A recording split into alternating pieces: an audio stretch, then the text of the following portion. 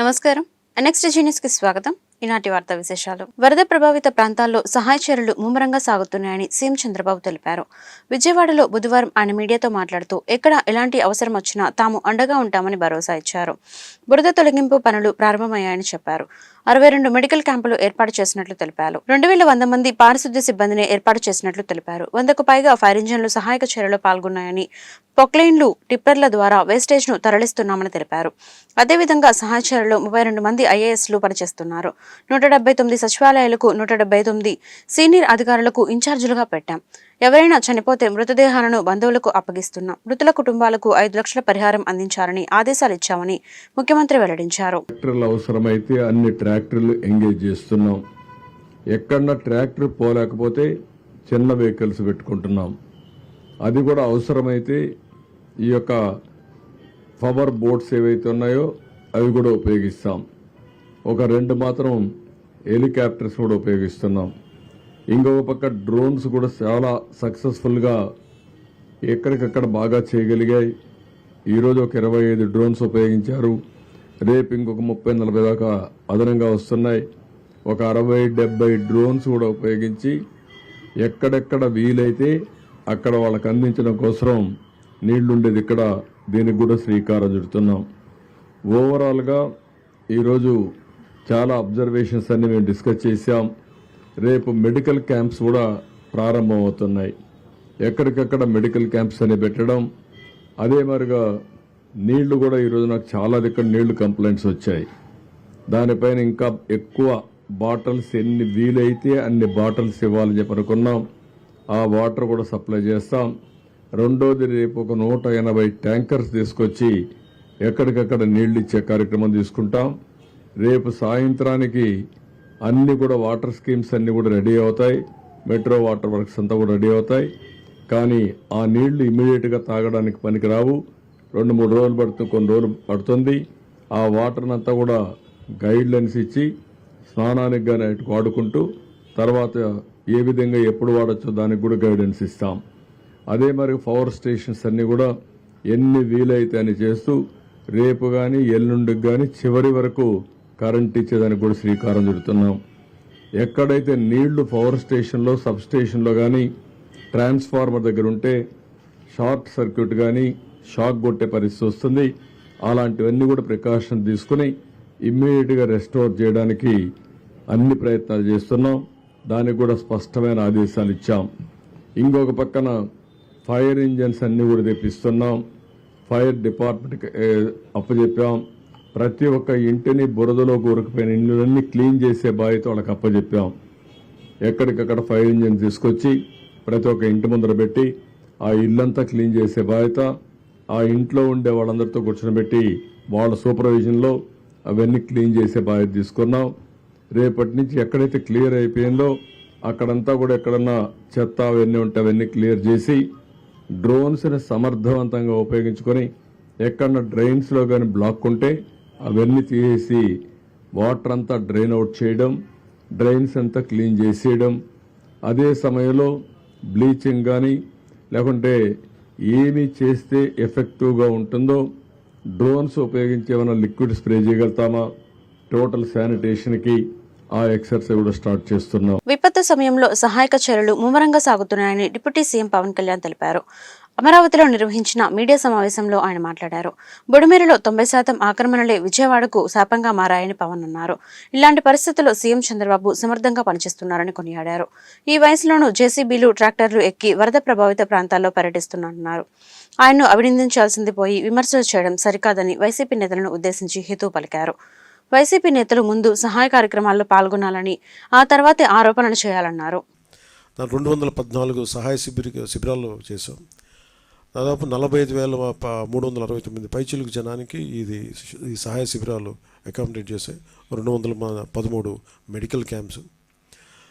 ఇందాక మీకు చూపించిన ఫోటోగ్రాఫ్లో వాళ్ళు చూసే సాల్ట్ కనీసం 8 కిలోల వెయిట్ ఉన్నది. అది దాంట్లో మనం పెట్టేది రైస్, ఒక్కొక్క నిత్యావసర వస్తువులు కుటుంబానికి ఒక 10 కేజీలు బియ్యం, అలాగే నేత కార్మికులకైతే, మత్స్యకారులకైతే అది 50 కేజీలు బియ్యం, అలాగే కందిపప్పు 1 కేజీ, పామ్ ఆయిల్ 1 లీటర్, చక్కెర 1 కేజీ, ఉల్లిపాయలు 1 కేజీ, అలాగే బంగాళదుంపలు 1 కేజీ, ఇవి ప్రతి కుటుంబానికి ఇస్తూ ఉన్నారు. అలాగే మనం చేరలేని ప్రాంతాలకి మటుకు ఈ ఫుడ్, వాటర్, ఈ మెడికల్ కిట్స్ ఇవన్నీ డ్రోన్స్ ద్వారా అందజేస్తూ ఉన్నారు. లేదంటే మీరు డైరెక్ట్గా ఇవ్వడం. ఇప్పుడు మనకున్న 6 జిల్లాల్లో ముఖ్యంగా ఎన్టీఆర్ జిల్లా చాలా చాలా దెబ్బతింది.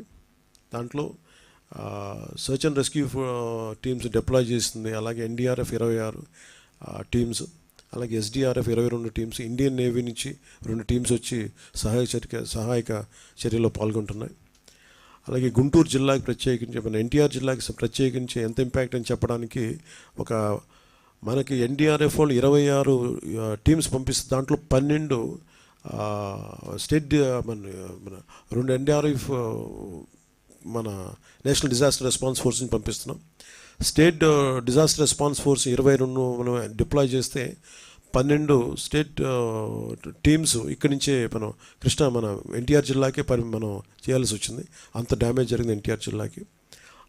అలాగే 2 ఎస్డీఆర్ఎఫ్ 1 ఎన్డీఆర్ఎఫ్ టీమ్స్ గుంటూరు జిల్లాకి, ఒక 2 ఎస్డీఆర్ఎఫ్ 1 ఎన్డీఆర్ఎఫ్ కృష్ణా జిల్లాకి, 1 ఎస్డీఆర్ఎఫ్ ఏలూరు జిల్లాకి, అలాగే 1 ఎన్డీఆర్ఎఫ్ 1 ఎస్డీఆర్ఎఫ్ బాపట్ల, అలాగే 3 ఎస్డీఆర్ఎఫ్ పల్నాడు జిల్లాకి, 1 ఎస్డీఆర్ఎఫ్ మంగళగిరి, ఎన్డీఆర్ఎఫ్ ఎన్టీఆర్ జిల్లా కలెక్టర్ ఆఫీస్లో ఇవన్నీ 1-2 స్టాండ్ బైలో ఉన్నాయి. అలాగే 6 హెలికాప్టర్లు రంగంలో ఉన్నాయి. 2 ఇండియన్ నేవీ నుంచి, 4 ఇండియన్ ఎయిర్ ఫోర్స్ నుంచి. వీటి ద్వారా దాదాపు 21 మందిని వరద నీటిలో చిక్కుపోయిన వాళ్ళని సురక్షిత ప్రాంతాలకు తరలించారు. అలాగే చేరలేని ప్రాంతాలకు కూడా ఈ హెలికాప్టర్స్ ద్వారా మీకు ఫుడ్ సప్లైస్ కానీ మెడిసిన్ కానీ చేశారు. దాదాపు 228 పడవలు అరేంజ్ చేయబడి, ఇందాక మాట్లాడుతూ ఉంటే కూడా దాంట్లో we have enough motorised, almost 174 motorised boats, 54 non motorised boats. ప్రత్యేకించి మత్స్యకారులు వాడే పడవలను కూడా వాడుకుందాని ప్రయత్నం చేసినా కానీ అవి కొంచెం లోతైన ప్రాంతాలను అవి మనం చేయగలరు. కాబట్టి ఈ 3 అడుగులు 4 అడుగుల్లో ఈ మోర్ ఆఫ్ మన డిజాస్టర్ రెస్పాన్స్ ఫోర్స్ నుంచే అది స్టేట్ కానీ సెంట్రల్ కానీ వాళ్ళ బోట్స్ని ఎక్కువ వాడటం జరిగింది. అలాగే 154 బోట్లు ఎన్టీఆర్ జిల్లాలో, ముఖ్యంగా విజయవాడలో Ajit Singh Nagar, YSR colony, Jakkampudi colony, Ambapuram urban రూరల్లో తిరుగుతూ ఉన్నాయి. వైసీపీ నేతలకు హైకోర్టులో చుక్కెదురైంది. టీడీపీ కేంద్ర కార్యాలయంపై దాడి కేసులో ముందస్తు బెయిల్కు ఉన్నత న్యాయస్థానం నిరాకరించింది. ప్రస్తుతం సీఎం అప్పటి ప్రతిపక్ష నేత చంద్రబాబు నివాసంపై దాడి కేసులోనూ ముందస్తు బెయిల్కు హైకోర్టు నో చెప్పింది. దీనిపై సుప్రీంకోర్టులో అప్పీల్ చేసుకునే వరకు అరెస్ట్ చేయకుండా ఆదేశాలు ఇవ్వాలని వైసీపీ నేతలు విజ్ఞప్తి చేశారు. అరెస్ట్ నుంచి మినహాయింపు ఇవ్వొద్దని టీడీపీ తరపున న్యాయవాదులు కోర్టును కోరారు. విజయవాడ ముంపును జాతీయ విపత్తుగా ప్రకటించాలని పీసీసీ అధ్యక్షురాలు వైఎస్ షర్మిల డిమాండ్ చేశారు. గురువారం సింగ్నగర్ ప్రాంతంలో పర్యటించిన ఆమె వరద బాధితులను పరామర్శించారు.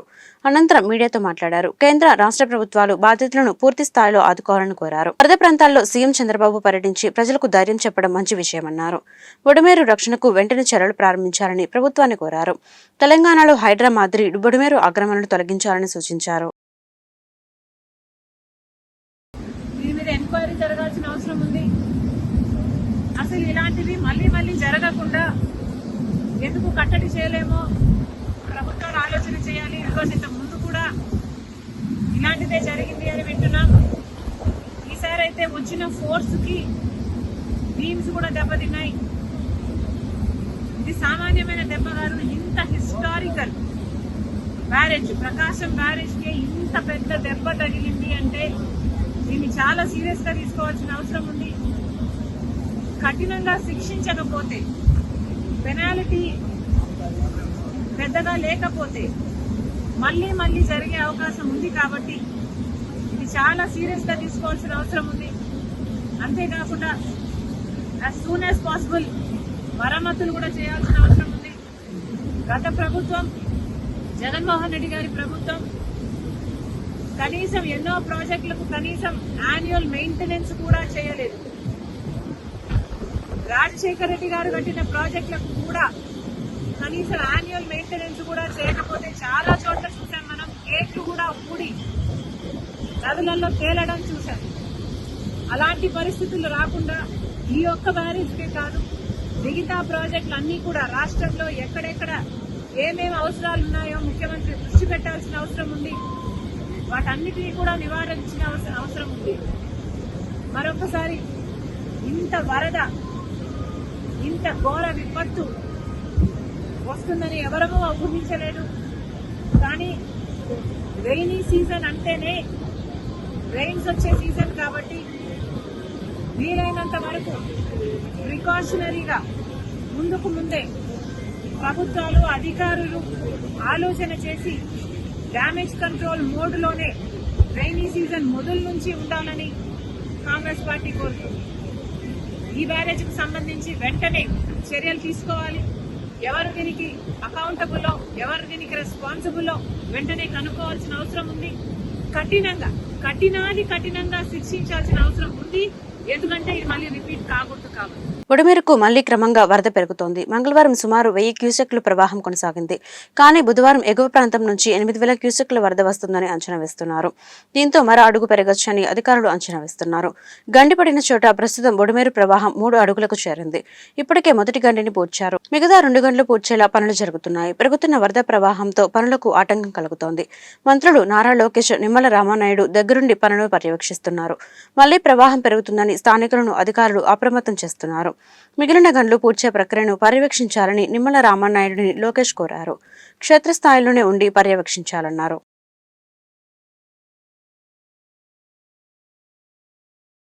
వరద బాధితుల్ని ఆదుకునేందుకు సీఎం చంద్రబాబు ఏం చేయడం లేదని, అసలు ప్రణాళికాబద్ధంగా వ్యవహరించి ఉంటే పరిస్థితి ఇలా ఉండేది కాదని వైఎస్ఆర్సీపీ అధినేత వైఎస్ జగన్మోహన్ రెడ్డి అన్నారు. రాజరాజేశ్వరిపేట వరద ప్రభావిత ప్రాంతాల్లో పర్యటించిన ఆయన బాధితులను పరామర్శించారు. అనంతరం చంద్రబాబు సర్కార్ ఆలస్యత్వంపై ఆయన ఆగ్రహం వ్యక్తం చేశారు. వర్షాలు, వరదల గురించి ముందస్తు సమాచారం ఉంది, అయినా ఆదుకునే ప్రయత్నమూ చేయలేదు. ఎక్కడ రిలీఫ్ క్యాంపులు లేవు. ప్రజలపై చంద్రబాబుకు కనికరం లేదు. విజయవాడలో ఏ కాలనీకి వెళ్లినా ఇదే పరిస్థితి కనిపిస్తోంది. చంద్రబాబు తన ఇంట్లో ఉండే పరిస్థితి లేదు కాబట్టే కలెక్టరేట్ కార్యాలయంలో ఉండి బిల్డప్ ఇస్తున్నారని జగన్ ఘాటు విమర్శలు చేశారు. 2,000 మంది జనాభా, 40,000 మంది జనాభా ఉంటే 36,000 మంది పైగా రిలీఫ్ క్యాంపులలో ఉండేవాళ్ళు. ముందుగానే వాలంటీర్లు అప్రమత్తమయ్యేవాళ్ళు, ముందుగానే సచివాలయ సిబ్బంది అప్రమత్తమయ్యేవాళ్ళు, ముందుగానే కలెక్టర్లు అప్రమత్తమయ్యేవాళ్ళు, ముందుగానే వాళ్ళందరికీ ఇన్ఫార్మ్ చేసేవాళ్ళు. వాలంటీర్లు దగ్గరుండి తలుపు తట్టి మరీ ప్రజలను తీసుకొని పోయి రిలీఫ్ క్యాంపుల్లో పెట్టేవాళ్ళు. రిలీఫ్ క్యాంపుల్లో పెట్టడమే కాకుండా వాలంటీర్లు ప్రతి సందర్భంలోనూ చెయ్యి పట్టుకుని ప్రజలకు కావలసిన సహాయ సహకారాలు అందిస్తూ వచ్చేవాళ్ళు. మా హయాంలో ఏం జరిగేది? ఈ మాదిరిగా ఆర్భాటం లేదు. చంద్రబాబు నాయుడు మాదిరిగా ఈ మాదిరిగా ఇళ్లలోకి నీళ్లు దూరాయి కాబట్టి, ఇళ్లలో నీళ్లు వచ్చాయి కాబట్టి పబ్లిసిటీ అని చెప్తూ కలెక్టర్ కార్యాలయంలో నేను మాడుకుంటున్నాను, రాత్రి 2 గంటలకు ప్రెస్ మీటు, రాత్రి 3 గంటలకు ప్రెస్ మీట్, ఎందుకంటే నిద్ర రాదు కాబట్టి ప్రెస్ మీటు అని చెప్పి ఇట్లాంటివి ఉండేటివి కాదు. కలెక్టర్లకు క్లియర్ కట్ గా మెసేజ్ పోయేది. వారం రోజులు మీకు టైం ఇస్తా ఉన్నా, వారం రోజుల తర్వాత మేము వస్తాము, వారం రోజుల తర్వాత స్వయంగా నేనే ముఖ్యమంత్రి హోదాలో నేను వస్తాను. నేను వచ్చేసరికి ఏ ఒక్కరు కూడా ఫలాని రకంగా నష్టం జరిగింది, ఫలాని కలెక్టర్ మాకు సరిగ్గా పలకలేదు, ఫలాని కలెక్టర్ మాకు సరిగ్గా పనిచేయలేదు అన్న మాట రాకూడదు అని చెప్పి గట్టిగా ఇన్స్ట్రక్షన్స్ ఇచ్చేవాళ్ళం. నేను చెప్పిన తర్వాత కలెక్టర్లకు కావాల్సిన సహాయ సహకారాలు అందిస్తూ వెంటనే TR27 కింద కలెక్టర్ అకౌంట్లలోకి డబ్బులు పడిపోయేటి. కలెక్టర్లకు డబ్బులు ఇచ్చేవాళ్ళం, ఎంపవర్ చేసేవాళ్ళం, ఆర్గనైజ్డ్ గా ముందుకు వెళ్లిపోమని సంకేతం ఇచ్చేవాళ్ళం. వెంటనే కలెక్టర్ యాక్టివేట్ అయ్యేవాడు, వాలంటీర్లను యాక్టివేట్ చేసేవాడు, సచివాలయ సిబ్బంది యాక్టివేట్ అయ్యేది. వెంటనే ఒక వ్యవస్థ అంతా కూడా మొత్తం కూడా అడుగులు ముందుకు వేస్తూ కదులుతూ వచ్చి ప్రతి బాధితుడికి కూడా తోడుగా ఉంటూ వాళ్ళందరినీ రిలీఫ్ క్యాంపుల్లోకి తీసుకుపోవడం, వాళ్ళందరినీ బాగా చూసుకోవడం, ఆ తర్వాత బాగా చూసుకోవడమే కాకుండా మొట్టమొదటిసారిగా మా ప్రభుత్వంలో వాళ్ళను ఊరికనే ఇంటికి కూడా పంపించుకోకుండా వెళ్లేటప్పుడు మళ్ళీ డబ్బులు కూడా 2,000 రూపాయలు డబ్బులు కూడా చేతికిచ్చి కూడా పంపించిన పరిస్థితులు కూడా మా ప్రభుత్వంలో మాత్రమే గతంలో జరిగి ఉండేవి. ఒకసారి గమనించమని అడుగుతా ఉన్నా, అప్పట్లో జరిగిన పరిస్థితులు ఏమిటి, అప్పట్లో ఏ రకంగా మేనేజ్మెంట్ జరిగింది, ఇప్పుడు ఏ రకంగా మేనేజ్మెంట్ ప్రపంచంలోని అత్యధిక సభ్యత్వం కలిగిన పార్టీ బీజేపీ అని ఆ పార్టీ ఎమ్మెల్యే సుజనా చౌదరి తెలిపారు. బీజేపీ పాలిత రాష్ట్రాల్లో అభివృద్ధి బ్రహ్మాండంగా జరుగుతుందన్నారు. మోడీ పాలనలో భారతదేశం పేదరికం లేని దేశంగా అవతరిస్తుందన్నారు. విజయవాడ వరద బాధితులకు ఎన్డీఏ కూటమి ప్రభుత్వం అన్ని విధాలుగా అండగా నిలిచిందన్నారు. లాలూపురం రోడ్లోని బీజేపీ జిల్లా కార్యాలయంలో జిల్లా అధ్యక్షులు వనామా నరేంద్ర అధ్యక్షతన జరిగిన బీజేపీ సభ్యత్వ నమోదు కార్యక్రమంలో ముఖ్య అతిథిగా విజయవాడ పశ్చిమ ఎమ్మెల్యే సుజనా చౌదరి పాల్గొన్నారు. ఈ సందర్భంగా పలు పార్టీలకు చెందిన నేతలు సుజనా చౌదరి సమక్షంలో కాషాయ జెండా కప్పుకున్నారు. ఈ మేరకు సుజనా చౌదరి మీడియాతో మాట్లాడుతూ సభ్యత్వ నమోదు కార్యక్రమాన్ని బీజేపీ శ్రేణులు విజయవంతం చేయాలని పిలుపునిచ్చారు. ఈ సభ్యత్వ నమోదు కార్యక్రమం ద్వారా నూతన నాయకత్వానికి రాజకీయ అవకాశాలు బీజేపీ కల్పిస్తుందన్నారు. ఈ సభ్యత్వ నమోదు కార్యక్రమాన్ని బీజేపీ నేతలు సీరియస్ గా తీసుకోవాలన్నారు. ఈ సమావేశంలో బీజేపీ నేతలు పాలపాటి రవికుమార్, చెరుకూరి తిరుపతిరావు, చెరక కుమార్ గౌడ్, వి పాండురంగ విఠల్ తదితరులు పాల్గొన్నారు. వాళ్ళకి భారతదేశంలో ఈ రోజు భారతీయ జనతా పార్టీ యొక్క అవసరం ఎంతుంది, అనేక రాష్ట్రాల్లో భారతీయ జనతా పార్టీ నాయకత్వం ఉండటం వలన అవి ఎలా అభివృద్ధి చెందుతున్నాయి, మనం ఎలా నష్టపోతున్నాం. అంటే దక్షిణ భారతదేశం మొత్తం కూడా డెఫినెట్గా భారతీయ జనతా పార్టీ పెరుగుదల చాలా అవసరం ఉంది. దక్షిణ భారతదేశం నుంచి కేంద్ర ప్రభుత్వంలో మనకు ఆవశ్యకత కూడా పెరగాలి అని అంటే డెఫినెట్గా భారతీయ జనతా పార్టీలో మెంబర్షిప్ తీసుకోవాలి, యాక్టివ్ మెంబర్షిప్ తీసుకోవాలి. యాక్టివ్గా పార్టిసిపేట్ చేస్తేనే మనకి కేంద్ర ప్రభుత్వంలో అక్కడ సంఖ్యా రాజకీయమైన ఏదైనప్పటికీ కూడా మనకు కావాల్సినవి మనకు నష్టం జరగకుండా మన దక్షిణ భారతదేశానికి ఆంధ్రప్రదేశ్కి నష్టం జరగకుండా తెచ్చుకోవడానికి అవకాశాలు ఉంటాయని ఇది విపులంగా చెప్పి మన కుల మత ప్రాంతీయ భేదాలకు అతీతంగా అందరూ కూడా భారతీయులే కాబట్టి వాళ్ళందరికీ కూడా చెప్పి యువతరాన్ని బాగా మెంబర్షిప్ చేపించి దాంతోపాటు మీకు అందరికీ తెలిసిన విషయమే మహిళా రిజర్వేషన్ బిల్లు కూడా పాస్ అయ్యింది. అంటే నెక్స్ట్ టైం వచ్చేటప్పటికి 2 ఉన్నాయి, 33% మహిళా రిజర్వేషన్ అయ్యి చేరుతుంది గ్యారంటీగా. కాబట్టి మనం ఎక్కువ మంది మహిళల్ని నమోదు చేసుకొని వాళ్ళకి కూడా ఇంపార్టెన్స్ చెప్పి చేయడం ఒకటి. దాంతోపాటు డీలిమిటేషన్ జరుగుతుంది. అంటే మనకి ఎమ్మెల్యే సీట్లు పెరుగుతాయి, ఎంపీ సీట్లో కొంచెం అటు ఇటు అవుతుండొచ్చు. కాబట్టి ఇవన్నీ దృష్టిలో పెట్టుకుని నాయకులు అవసరం, సమర్థత సామర్థ్యం కలిగిన వాళ్ళందరినీ కూడా ఐడెంటిఫై చేసి మెంబర్షిప్ డ్రైవ్లో బాగా పార్టిసిపేట్ చేయించి 25 సంవత్సరాల నుంచి వాళ్ళ స్థితిగతులు ఆర్థిక వ్యవస్థలను బట్టి చూసుకొని వాళ్ళు ఏంటంటే వాళ్ళ కాళ్ళ మీద వాళ్ళు ఆర్థికంగా నిలబడకుండా కనుక వాళ్ళు రాజకీయాల్లో తిరిగి పాడవకుండా వాళ్ళు బ్యాక్గ్రౌండ్ కూడా చెక్ చేసి చక్కగా రాజకీయాల్లో వచ్చే ఇంట్రెస్ట్ కనుక చూపెడితే డెఫినెట్గా రాజకీయ ఆవశ్యకత ఏమిటి, ప్రజాస్వామ్యంలో రాజకీయాలకు మంచి పార్టీలో ఉంటే సిద్ధాంతపరంగా ఒక పద్ధతిగా వస్తే కనుక ప్రజాసేవ ఎలా చేయొచ్చు. ఒక ఎంపీ ఉద్యోగం, ఎమ్మెల్యేనో ఇంకోటి పదవులు ముఖ్యం కాదు.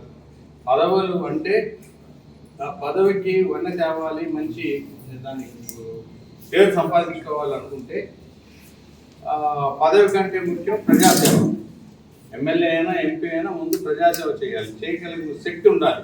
ఆ పదవి ద్వారానే ఆధారపడి ఉండే వ్యక్తిత్వాలు కాకుండా మంచి వాళ్ళందరినీ కూడా మీరు ఐడెంటిఫై చేసి వాళ్ళ కన్విన్స్ చేసి. తెలుగు రాష్ట్రాల్లో భారీ వర్షాలు, వరదలతో రైల్వే ట్రాక్ దెబ్బతినడంతో హైదరాబాద్ టు విజయవాడ మార్గంలో రైళ్ల రాకపోకలకు తీవ్ర అంతరాయం ఏర్పడిన విషయం తెలిసిందే.